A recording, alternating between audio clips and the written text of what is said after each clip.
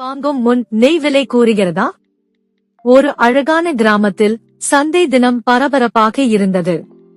மக்கள் பேசிக்கொண்டு வாங்கிக் கொண்டு ஓய்வில்லாமல் சுற்றிக் கொண்டிருந்தார்கள்.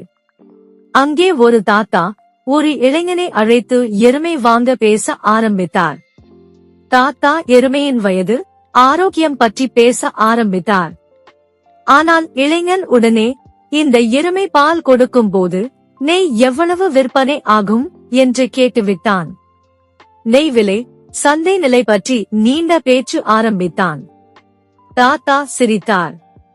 அவர் நிதானமாகச் சொன்னார், அப்பா, எருமை வாங்கும் முன்பே நெய் விலை பேசுகிறாயா என்று. அதை கேட்ட மற்றவர்கள் எல்லோரும் சிரிப்பில் மூழ்கினார்கள். சந்தை முழுக்க அந்த சம்பவம் ஒரு நகைச்சுவையாக பரவியது. அந்த நாள், அந்த இளைஞனும் மற்றவர்களும் ஒரு சிறிய பாடம் கற்றுக்கொண்டார்கள். முதலில் முக்கியமான காரியத்தை முடித்துவிட வேண்டும். பழமொழி, எருமை வாங்கும் முன் நெய் விலை கூறுகிறதா? பாடம், மோரல் சோகஸ்மெலி, முதலில் அடிப்படை காரியத்தை முடித்துவிட்டு பிறகு அடுத்த படிகளை சிந்திக்க வேண்டும். முருகப்பெருமானை நம்பினால் சேனலை லைக் செய்யவும், உங்கள் எண்ணங்களை கமெண்ட் செய்யவும், வீடியோவை பகிரவும் மற்றும் சேனலுக்கு குழு சேரவும்.